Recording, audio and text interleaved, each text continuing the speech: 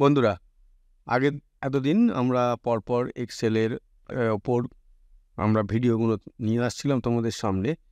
এক্সেলের বিভিন্ন ফাংশন, এক্সেলের বিভিন্ন ফিচার্স, বিভিন্ন ফর্মুলার ওপর টিপস অ্যান্ড ট্রিক্স, অনেক রকমের লাস্ট কিছু এপিসোড ধরে তোমাদের সামনে করিয়ে যাচ্ছি। তো আজকে থেকে কয়েকটা এপিসোড পাওয়ার পয়েন্টের ওপর করাবো। ওই রকম পাওয়ার পয়েন্টের কিছু ফিচার্স করাবো, পাওয়ার পয়েন্টের কিছু ইম্পর্টেন্ট টিপস অ্যান্ড ট্রিক্স করাবো, যেগুলো কিনা আমাদের পাওয়ার পয়েন্ট কাজ করতে গেলে যেগুলো অবশ্যই করে লাগবে বা অবশ্যই করে জানা দরকার। তো শুরু করা যাক। এখন ছোট্ট পয়েন্টে এগুলো করাতে থাকবো তোমাদের সামনে, যাতে তোমাদের খুব বেশি জটিল মনে না হয়, অথচ খুব ইন্টারেস্টিং তোমাদের সামনে এখানে তুলে ধরবো, ইন্টারেস্টিংভাবে তুলে ধরবো। তো প্রথমে দেখা যাক পাওয়ার পয়েন্ট আমরা কীভাবে খুলতে পারি। তো এখানে আমি যদি পাওয়ার পয়েন্ট না, পাওয়ার PNT যদি লিখি, তাহলে দেখো ওপরে পাওয়ার পয়েন্ট চলে এসছে। এখান থেকে আমরা খুলতে পারি। এখানে এন্টার মারলে এই পাওয়ার পয়েন্ট এখানে খুলবে, ঠিক আছে। আচ্ছা, আর একটা কীভাবে করতে পারি, এখানে আর একটা যেটা করতে পারি সেটা আমরা কিছু শর্টকাট বানিয়ে রাখতে পারি। শর্টকাট বানিয়ে রাখা মানে আমি এত কিছু করব না। ডেস্কটপে আইকন আছে, সেখান থেকে ক্লিক করে খোলা যায়। এখন যেটা দেখালাম সেখান থেকে খোলা যায়, কিন্তু এত কিছু করব না। আমরা একটা কিবোর্ড থেকে শর্টকাট বানিয়ে রাখবো। সেইটার ওপর সেই কিবোর্ডটা যখন আমরা কাজ করব, সেই কিটা প্রেস করব, অমনি পাওয়ার পয়েন্টটা খুলে যাবে। কিভাবে দেখে নিই। এই যে পাওয়ার পয়েন্ট এখানে দেখাচ্ছে, এখানে রাইট ক্লিক করব, open file location. Open file লোকেশানে গেলে পাওয়ার পয়েন্ট যেখানে মেনলি লোড আছে সেইটা দেখাবে। এই যে এখানে দেখো পাওয়ার পয়েন্ট, এখানে রাইট ক্লিক করে এখানে প্রপার্টিসে যাব। প্রপার্টিসে গেলাম। প্রপার্টিসে যাওয়ার পর এখানে দেখো শর্টকাট, এখানে শর্টকাট দেখাচ্ছে। এখানে শর্টকাট, এখানে কি এখানে নান করা আছে, ভালো করে দেখো। শর্টকাট কি এখানটা নান করা আছে। এখানে যদি আমি কিছু দিয়ে দিই মানে কি দেবো, শর্টকাট কি ধরো, মনে করো আমি দিলাম PP, কন্ট্রোল অল্টার P, এইটা দিলাম, দিয়ে এখানে ওকে অ্যাপ্লাই করে এখানে কন্টিনিউ করে ওকে করলাম, ঠিক আছে। তাহলে এবার যদি আমি এখন পাওয়ার পয়েন্ট খুলতে চাই, তাহলে এখানে কি লিখলাম, কন্ট্রোল অল্টার P, এই একসঙ্গে আমি কিবোর্ড থেকে ক্লিক করলাম, দেখো এই পাওয়ার পয়েন্ট খুলে গেল তোমাদের সামনে, ঠিক আছে। তো এইরকমভাবে আমি শর্টকাট কি বানিয়ে নিতে পারি। যদি আমাদের মনে হয় যে এটা আমরা ওরকমভাবে ঘোরাপেঁচা করে খুলব না, কিবোর্ড থেকেই খুলে নেব, তাহলে এরকমভাবে খুলতে পারি। এবারে আমরা নর্মালি যেরকমভাবে পাওয়ার পয়েন্ট খোলে সেরকমভাবেই খুলে দেখাচ্ছি তোমাদের। এই যে পাওয়ার পয়েন্ট এখানে খুললো। এই পাওয়ার পয়েন্টটা খুললে আমি কি জিনিসটা পাবো। প্রথমে দেখো, এই যে এখানে থাম্বনেলগুলো দেওয়া আছে বিভিন্ন টাইপের, বিভিন্ন ডিজাইনিংয়ের। আমরা আমাদের পাওয়ার পয়েন্ট প্রেজেন্টেশন কত রকমভাবে বানাতে পারি সেইটা নিতে পারি। প্রথমটা যেমন শুধু ব্ল্যাঙ্ক প্রেজেন্টেশন আছে, তারপরেরগুলো কিন্তু ব্ল্যাঙ্ক নেই, এক একরকম স্টাইলে দেওয়া আছে। থাম্বনেলগুলো এক একটা স্টাইলে দেওয়া আছে। আমি এখান থেকে এগুলোকে হাইড করে দিতে পারি। এই যে অ্যারোটা ক্লিক করলাম, এখান থেকে এটা হাইড করে দিলাম থাম্বনেলটা। আচ্ছা, তারপরে দেখো এখানে রিসেন্ট আছে, পিন্ড আছে, শেয়ার্ড উইথ মি আছে। পিনটা কী জিনিস, আমরা যে রিসেন্ট আমরা এই যেগুলো পাওয়ার পয়েন্টগুলো খুলেছি এখানে দেখাচ্ছে হিস্ট্রি থেকে, সেখানেকার মনে করো কোনো একটা বা একাধিক পাওয়ার পয়েন্ট আরও লিস্ট এখানে এই করা দেখাচ্ছে। আরও যত বেশি খুলবো এখানে তত বেশি দেখাবে। এগুলো মনে করো এগুলোর মধ্যে কয়েকটা আছে যেগুলো খুব দরকারি, যেগুলো আমার সবসময় লাগবে, সেগুলোকে আমরা পিন করে রাখতে পারি। কি করে করবো, ধরো মনে করো এইটা আমাদের দরকারি। এখানে দেখো এটাকে যখন আমি মাউসটার উপর নিয়ে যাচ্ছি, এখানে একটা সিম্বল চলে এসছে। এই সিম্বলটা এখানে পিন, এই যে চিহ্নটা আছে, এই পিন চিহ্নটায় ক্লিক করলে এই পিন চিহ্নটা এখান থেকে পিন চিহ্ন হয়ে গেল। এইবার দেখো এখানে এই পিনের মধ্যে এইটা এখানে এসে গেল। তার মানে এখানে যদি এরকম আমি লিস্ট করে রাখতে থাকি 2, 3, 4, 5টা যেটা আমাদের দরকারি, তাহলে ডাইরেক্টলি এখান থেকে লিস্টে না খুঁজে আমি পিনটে যাব, এখান থেকে আমি লিস্ট পেয়ে যাব, সেখান থেকে আমি ডাইরেক্টলি এটা এখান থেকে খুলে নিতে পারবো, ঠিক আছে। আবার যদি এটাকে আনপিন করতে চাই, সিম্পলি এর ওপর যাব, এর ওপর গিয়ে এটাকে এই ক্লিক করব, এটা আনপিন্ড হয়ে গেল, আবার মেইন জায়গায় চলে আসলো। মেইন জায়গায় চলে আসলে এইখানে এটা চলে আসবে, তখন আর পিনে কিছু থাকবে না। তো এইভাবে এটাকে পিন আর আনপিন করে নেওয়া যায়, ঠিক আছে। আচ্ছা, আমরা সবাই জানি কিবোর্ড থেকে কোন কিবোর্ড, এটা তো আমরা নর্মাল আমাদের এখন এই যে মোডটা এখন তোমরা দেখতে পাচ্ছ, এখানে স্লাইড দেখতে পাচ্ছ এবং স্লাইডের এগেনস্টে এখানে কী লেখা আছে সেটা দেখতে পাচ্ছ। এটা যদি আমরা প্রেজেন্টেশন মোডে যাই, মানে প্রজেক্টর লাগিয়ে যদি আমরা প্রেজেন্টেশন মোডে যাই, তাহলে একটা কিবোর্ড থেকে কোন বাটন প্রেস করলে ডাইরেক্ট প্রেজেন্টেশন মোডে চলে যাবে। মানে আমি বলতে চাইছি এইখানে যে এই যে চিহ্নটা দেখতে পাচ্ছ, এই চিহ্নটা ক্লিক করলাম মানে এটা এখন প্রেজেন্টেশন মোডে গেল। আবার এই চিহ্নটা মাউস থেকে না ক্লিক করেও আমি কোন বটনটা প্রেস করে এটা যেতে পারি, সেটা হচ্ছে F5।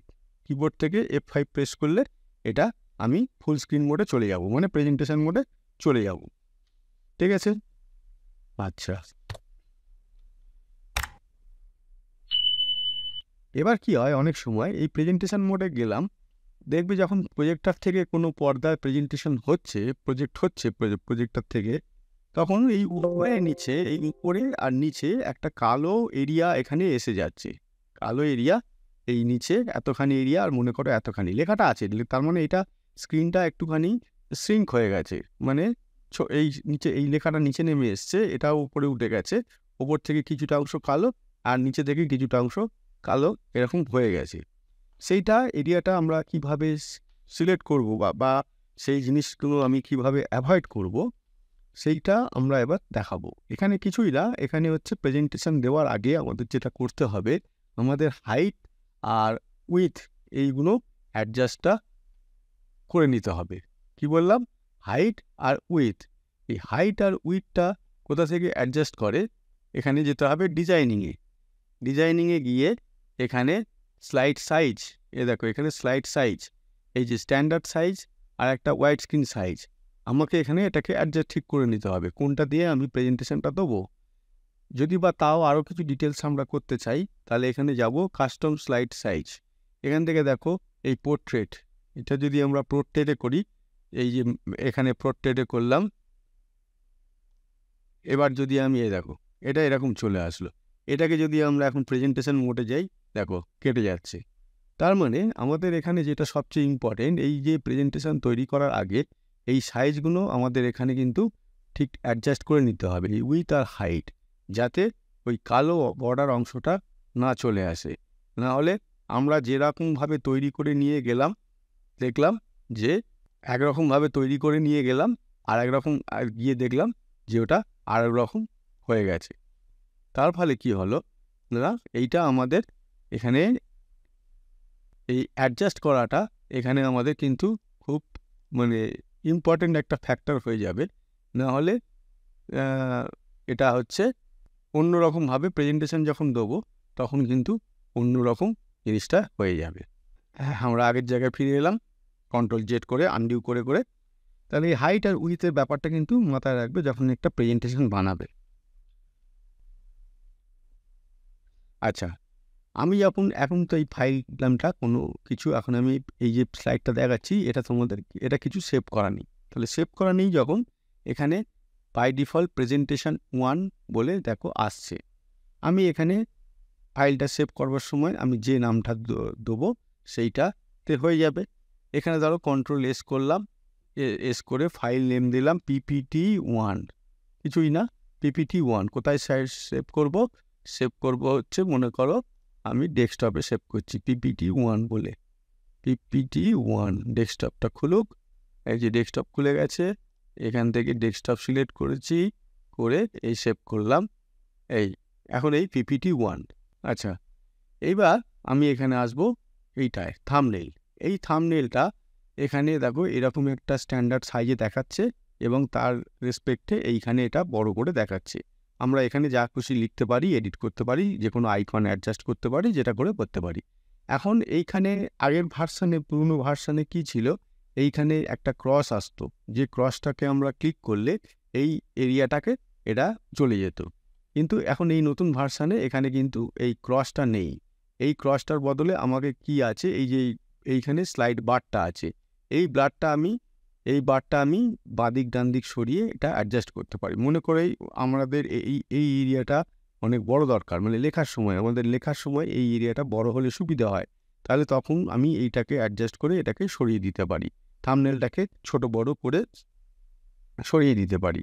আচ্ছা, 2 নম্বর কথা, এই যে এই এরিয়াটাকে তো এই যে নিচে এখান থেকে জুম করে কম বেশি করে করতে পারি। আর একটা করে কী করে করতে পারি না, কন্ট্রোল প্রেস করে মাউসের যে মাউস থেকে এটাকে আমরা অ্যাডজাস্ট করে নিতে পারি। মাউসের হুইলটাকে আমরা রোল করিয়ে হুইলটাকে আমরা এটাকে অ্যাডজাস্ট করতে পারি। কন্ট্রোলটা প্রেস করে থাকতে হবে, মাউসের দিয়ে এটাকে করতে হবে।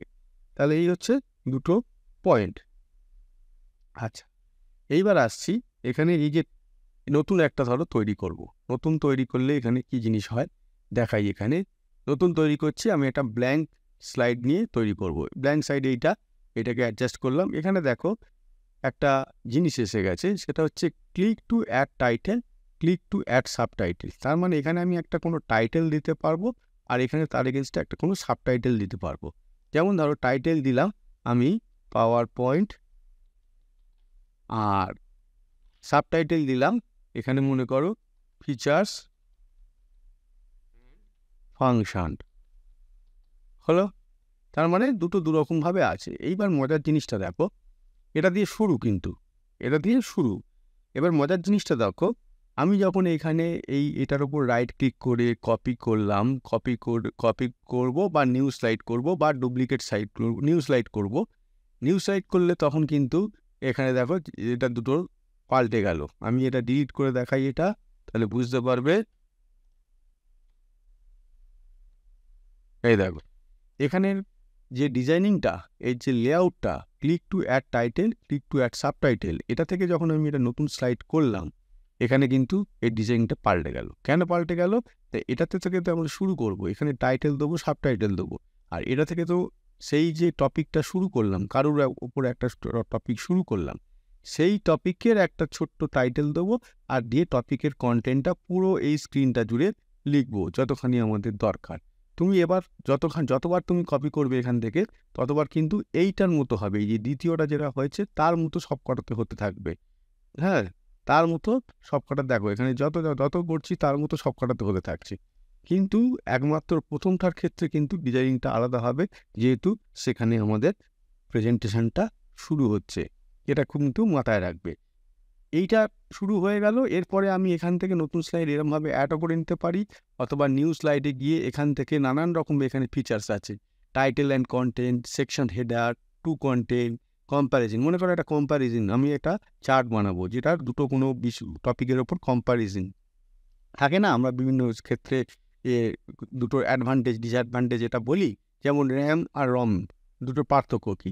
তাহলে এখানে হেডিং দিলাম র্যাম, এখানে হেডিং দিলাম র্যাম, এখানে হেডিং দিলাম রম। এইবার র্যামের পয়েন্টগুলো এখানে লিখলাম, রমের পয়েন্টগুলো এখানে লিখলাম, দিয়ে এটা আর এখানে টাইটেল দিলাম advantage and disadvantage of RAM and ROM. এটা হচ্ছে আমি মনে করে হেডিং দিলাম। এবার এটা অনেক রকম ডিজাইনিং করা যাবে, কালারিং করা যাবে, সেগুলো পরে আসবো। এখান থেকে এইরকমভাবে করে নিতে পারি। সুতরাং তাহলে যেটা বলতে চাইলাম, এই নিউ স্লাইড থেকে আমরা যেরকম দরকার সেরকমভাবে করে নিতে পারি। আর যদি এখান থেকে যে মেন যে স্লাইডটা আছে সেটা থেকে যদি কপি করি, প্রথমটার মতো কিন্তু দ্বিতীয়টা হবে না, দ্বিতীয়গুলোর ডিজাইনিং পাল্টে যাবে। এইবার আমাদের যদি অন্যরকম কিছু ডিজাইনিং লাগে, তাহলে এই নিউ স্লাইডকে এখান থেকে নিয়ে নিতে হবে। আর একটা করে নিউ স্লাইড এখানে অ্যাড করা যায়, কন্ট্রোল প্রেস করে এম, দেখো অ্যাড হলো। এখানে বাঁদিকে এখানে খেয়াল রাখো, মনে করো এই 4 নম্বর স্লাইডটা আমি এর কপি করব, তাহলে কন্ট্রোল প্রেস করে এম করব, দেখো বেড়ে গেল। ঠিক আছে, এখন এই একটা হলো, এই একটা হলো, এই একটা হলো। ঠিক আছে, এটা ধরো আমি এটা ডিলিট করে দিচ্ছি, ডেল প্রেস করে সিলেক্ট করে ডেল প্রেস করে ডিলিট করছি। তাহলে এখন এই যে স্লাইডটা হলো, এই স্লাইডটা আমি কন্ট্রোল এম প্রেস করব, দেখো এখানে কিন্তু এই যে কন্টেন্টগুলো এলো না, শুধু স্লাইডটা কপি হলো, স্লাইডের ডিজাইনিংটা কপি হলো, স্লাইডটা কপি হলো। এই যে আমি এখানে লিখেছিলাম তা বলে যে এই সেম জিনিসগুলো পরের স্লাইডে কপি হয়ে যাবে তা নয়, আমি যতবারই করব নতুন একটা করে স্লাইড হবে ওই আগের ডিজাইনিংয়ের যেটা সিলেক্ট করা আছে, কিন্তু নতুন সেম কন্টেন্টগুলো এর মধ্যে যা কন্টেন্ট লেখা আছে সেটা কিন্তু হবে না। ঠিক আছে? আচ্ছা, আমি এই স্লাইডে যেগুলো লিখলাম মনে হলো আমাদের না লেখাগুলো ভুল হয়ে গেছে, আমি আগের যেটা একদম প্রথম অবস্থায় ছিল সেইখানে ফিরতে চাই। এখানে আমি কালার ফালারও দিয়ে ফেলেছি, এখানে আমি মনে করো কালার ফালারও দিয়ে ফেলেছি, আরও অনেক কিছু করে ফেলেছি, এখানে সাইজ ফাইজ বাড়িয়ে ফেলেছি, এখানে সাইজ ফাইজও বাড়িয়ে ফেলেছি, অনেক কিছু করে ফেলেছি। দিয়ে করার পর কিছুক্ষণ পর মনে হলো আমাদের এটা ঠিক হচ্ছে না, আমি নতুন অবস্থা থেকে আবার শুরু করব। তখন কি করতে পারি, এখান থেকে এই যে রিসেট করতে পারি স্লাইডটা, এই রিসেট হয়ে গেল। ঠিক আছে, আবার এই রিসেট হয়ে গেল। অথবা এখান থেকে যদি রাইট ক্লিক করি, এখান থেকে ওই রিসেট স্লাইড অপশান আছে, রিসেট স্লাইড এটাকে করে নিতে পারি। ঠিক আছে, এটা যদি রিসেট করতে চাই, রিসেট করে আগের মতো অপশানে ফিরে যেতে পারি। তাহলে এখান থেকে রিসেট স্লাইডে যেতে হবে। এখানে হাইট স্লাইড মানে যে কোনো ধরো প্রেজেন্টেশন দেওয়ার সময় মনে হচ্ছে আমার 3 নম্বর স্লাইডটা এখন যে বিষয়ের ওপর প্রেজেন্টেশন দিচ্ছি সেটা কোনো কাজে লাগবে না, তাহলে আমি এখান থেকে হাইট স্লাইড করে নিতে পারি। তাহলে প্রেজেন্টেশন দেওয়ার সময় এই স্লাইডটা দেখাইবে না। দেখো আমি এক্ষুনি তোমাদের প্রমাণ দিচ্ছি। এখানে প্রেজেন্টেশন মোডে গেলাম, এটা প্রথম স্লাইড, এটা দ্বিতীয় স্লাইড, এটা তৃতীয় স্লাইড, এটা চতুর্থ স্লাইড, পঞ্চম স্লাইড। আমি একটা করে চেঞ্জ করছি, কোনো ওই দেখালো র্যাম লেখা আছে যেখানে সেটা দেখালো না। এই দেখো 7 নম্বরে চলে এসছে, কিন্তু এইটা দেখালো না। আবার যদি এটা রাইট ক্লিক করে আনহাইড করে দিই, এবার তখন দেখাবে। এবার এখানে কিন্তু এই দেখো দেখাচ্ছে। ঠিক আছে, আবার পরেরটা ব্ল্যাঙ্ক আছে, ব্ল্যাঙ্ক দেখালো। তাহলে এই স্লাইডের ওপর আমি রাইট ক্লিক করে হাইড করতে পারি, নতুন কমেন্ট দিতে পারি। আচ্ছা, আর একটা জিনিস হচ্ছে এখানে এই কাট কপি পেস্ট এগুলো দেখাচ্ছি না, ডুপ্লিকেট দেখাচ্ছি না, ডিলিট দেখাচ্ছি না। এগুলো যেহেতু আগে অনেকবার হয়েছে, আলোচনা হয়েছে, তোমরাও জানো যারা কাজ করো এর উপর। যেটা আর একটা দেখাবো সেটা হচ্ছে ফরম্যাট ব্যাকগ্রাউন্ড। এই ফরম্যাট ব্যাকগ্রাউন্ডটা খুব ইম্পর্টেন্ট জিনিস। আমি এই যে কালারটা কি হবে সেটা আমি এখান থেকে করতে পারি। কালারটা ধরো এটাকে সলিড কালার, এখন যেটা আছে নো ফিল, এখান থেকে আমি সলিড কালার করতে পারি, গ্রেডিয়েন্ট করতে পারি। গ্রেডিয়েন্টের আবার এখানে ভাগ আছে, দেখো এই যে এখানে ভাগ আছে কীরকম গ্রেডিয়েন্ট হবে। ঠিক আছে, এইটা দেখো ডিজাইনিংটা চেঞ্জ হচ্ছে। এরকমভাবে যারা নতুন শিখবে তারা এই রকম করে করে দেখতে হবে, প্র্যাকটিস করতে হবে, তার ফলে তাদের হাতের প্র্যাকটিস হবে। এখানে পিকচার আর টেক্সট ফিল এটা রকম এখানে এই যে আছে। এবার ধরো ট্রান্সপারেন্সি, এখানে অনেক হয় না, এটা হালকা একটা জিনিসের উপর লেখাটা আসবে সেরকম, এটা এখান থেকে ট্রান্সপারেন্সিতে যেতে পারি, প্যাটার্ন ফিল করতে পারি। মনে করো আমরা এই প্যাটার্নে দেখতে ভালো লাগলো, আমরা এই এখান থেকে প্যাটার্ন সিলেক্ট করে এই ডিজাইনিংটা এখানে চেঞ্জ করতে পারি। স্লাইড ব্যাকগ্রাউন্ড ফিল্ড, এই ব্যাকগ্রাউন্ডটা এখানে এরকমভাবে করতে পারি। এরকমভাবে বিভিন্ন আমরা করতে পারি। এরপরে আছে লাইন, সলিড লাইন। এই যে লাইনটা, এই যে বর্ডার লাইনটা সলিড লাইন না কি লাইন হবে তার এগেনস্টে এখানে কালার, মনে করো কালার, এই যে কালার দেখো রেড কালার চুজ করলাম, এখানে রেড কালার হয়ে গেল। এখানে মনে করো ব্লু চুজ করলাম, এই ব্লু হয়ে গেল। গ্রেডিয়েন্ট লাইন যদি করতে চাই এখান থেকে আমাদের এই দেখো চেঞ্জ হয়ে যাচ্ছে। যেরকম এখান থেকে সিলেক্ট করব ওখানে কালারগুলো সেখানে সিলেক্ট হয়ে যাবে। ঠিক আছে, তো এখান থেকে বিভিন্ন এখানে করা যাবে অপশান, যেটা আমাদের প্রেজেন্টেশনের ক্ষেত্রে লাগবে সেইটা আমাদের এখানে চুজ করে দিতে হবে। এই দেখো এটা হচ্ছে শ্যাডোর মতো এসে গেল, এই যে এখানে কালার, এখানে শ্যাডো। ঠিক আছে, এইটা আমাদের এখান থেকে অ্যাডজাস্ট করে চুজ করে এরকম বিভিন্ন অপশান এখানে করে করে দেখবে। এখানে মানে যত এখানে ওইগুলো প্র্যাকটিস করে দেখবে তত এখানে তোমাদের নতুন নতুন কিছু শিখতে পারবে। ঠিক আছে, এখানে অনেক রকম অপশান আছে। এই তোমরা যে স্লাইড যেভাবে বানাবো সেই স্লাইডটা কত সুন্দর করা যায়, কি করা যায়, অনেক রকম অপশান আছে। সেই অপশানগুলো আমাদের এখানে করে করে দেখতে হবে। আচ্ছা, আমি যদি এখানে ডিজাইনিং ট্যাবে যাই, আচ্ছা ইনসার্টে গিয়ে ইনসার্ট আইকন এটা ওটা ওইগুলো যেগুলো আছে সিম্বল কীভাবে, এগুলো তো সব আগে যেহেতু দেখানো হয়েছে বা এগুলো খুব মানে একদম বেসিক লেভেলের, এইগুলো আর দেখাচ্ছি না। ইনসার্ট কীভাবে পিকচার করতে হয় না করতে হয়, আমরা ডিজাইনিং ট্যাবে যাই। এই ডিজাইনিং ট্যাবে গিয়ে এখান থেকে এই যে স্লাইডগুলো নিয়েছি, এই স্লাইডটা কীরকম কালার এবং তার লেআউটটা কীরকম হবে এইখান থেকে বিভিন্ন দেখো অ্যাডজাস্ট করে নিতে পারি। আমরা একটা অ্যাডজাস্ট করলে সব জায়গায় চলে আসছে, এটা সিঙ্গেল করতে পারি, আবার সব কটাতে আলাদা আলাদাভাবে করে নিতে পারি।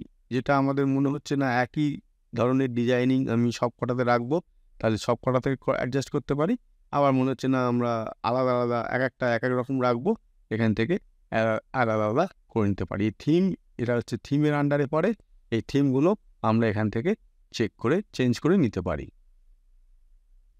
এখান থেকেও দেখো ফরম্যাট ব্যাকগ্রাউন্ড, যেটা আমরা এতক্ষণ করছিলাম, ওখান থেকে রাইট ক্লিক করে স্লাইডের ওপর এটা চেঞ্জ করলে কি হবে, সব একসঙ্গে চেঞ্জ হবে।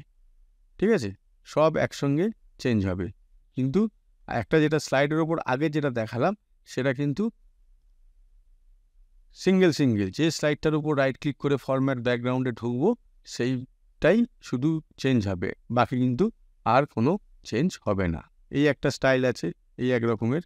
ঠিক আছে, এখানে বিভিন্ন ধরনের প্রেজেন্টেশন আমরা আমাদের সামনে অনেকে বসে আছে, তাদের সামনে কিছু তথ্য আমরা তুলে ধরবো। সেই তথ্যটা তুলে ধরা কত সুন্দরভাবে, শুধু তুলে ধরা নয়, যারা দেখছে তারা কত সুন্দরভাবে জিনিসটাকে বুঝতে পারে। কোনো এমনভাবে করতে হবে যাতে তারা কোনো প্রশ্ন করতে না পারে, স্লাইডগুলো দেখেই বুঝে যায়, সেই রকমভাবে আমাদের বানাতে হবে। এর জন্য আমাদের ডিজাইনিং থেকে শুরু করে যা করার সেইগুলো করতে হবে। ঠিক আছে, বাকি এইসব স্লাইডগুলো তোমাদের আবার নতুন করে দেখাবো। এর মধ্যে অনেক কিছু দেখানো আছে, আবার এগুলো দেখাবো কি করে স্ক্রিন রেকর্ডিং করতে হয় না করতে হয়, সব আবার নতুন করেই দেখাবো। যেগুলো দেখানো নেই অবশ্যই, যেগুলো একদম দেখানো আছে, কিভাবে এখানে ফন্ট কালার, কিভাবে ব্যাকগ্রাউন্ড কালার, এইগুলো আর দেখাবো না। বা এখানে অ্যালাইনমেন্ট কিভাবে করতে হয়, ফন্ট সাইজ কিভাবে বাড়াতে হয়, সেই সবগুলো আর দেখাবো না। যেগুলো দেখানো হয়নি, অথচ পাওয়ার পয়েন্ট প্রেজেন্টেশন বানাতে গেলে খুব দরকারি, পাওয়ার পয়েন্ট প্রেজেন্টেশনটাকে সুন্দর করার জন্য, বা আমাদের যে ইনফরমেশান, আবার আগেও বললাম, ইনফরমেশানগুলো খুব সুন্দরভাবে সবারই সামনে তুলে ধরতে যাতে আমরা পারি, তার জন্য যেসব জিনিসগুলো নতুনত্ব এসেছে সেইগুলোই তোমাদের সামনে তুলে ধরবো এক এক করে। আজকে এই করা তুলে ধরলাম। এখান থেকে তোমরা যেরকমভাবে আমরা পয়েন্ট ওয়াইজ পরপর করালাম, সেইগুলো তোমরা নিজেদের মতো করে বাড়িতে প্র্যাকটিস করো। তোমাদের মতো করে নতুন করে স্লাইড নিয়ে, আমি যেরকম এখানে করালাম, নতুন করে স্লাইড নিয়ে তোমাদের মতো করে প্র্যাকটিস করতে থাকো।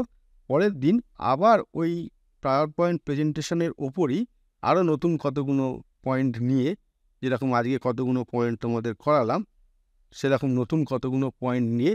আচ্ছা, আর একটা জিনিস এখানে করে দিই, সেটা হচ্ছে সেকশান। এই সেকশান এখানে একটা অপশান আছে। সেই সেকশানটা কি না, মনে করো প্রথমে তো আমরা এখানে টপিক নেম দিলাম। টপিক নেম দেওয়ার পর তারপরে মনে করো যে প্রেজেন্টেশন দিচ্ছে সে সেলসের ওপর কিছু ইনফরমেশান দেবে, সার্ভিসের ওপর কিছু ইনফরমেশান দেবে, ম্যান পাওয়ারের ওপর কিছু ইনফরমেশান দেবে। তাহলে এখানে কি হলো, আমি যদি এখানে লম্বা এখানে স্লাইডগুলো পরপর করতে থাকি, যারা সামনে প্রেজেন্টেশন দেখছে তাদের ক্ষেত্রে অনেক সময় অসুবিধে হয়ে যায়। কি অসুবিধে হয় না, তাদের বুঝতে অসুবিধা হয় কোনটা সেলসের ওপর, কোন স্লাইডগুলো, কোনগুলো সার্ভিসের ওপর, কোনগুলো ম্যান পাওয়ারের ওপর।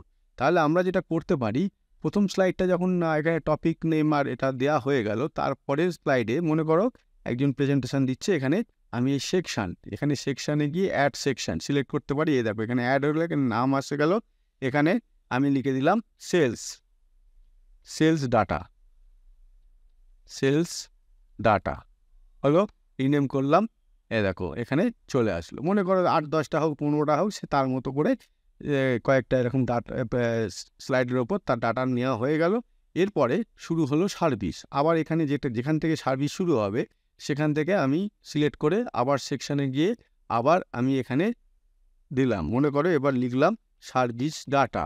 এই হয়ে গেল। দেখো এখানে সার্ভিস ডাটা, যে দিচ্ছে তারও বুঝতে সুবিধে, আর যারা নিচ্ছে, যারা সামনে বসে আছে তাদেরও বুঝতে সুবিধে।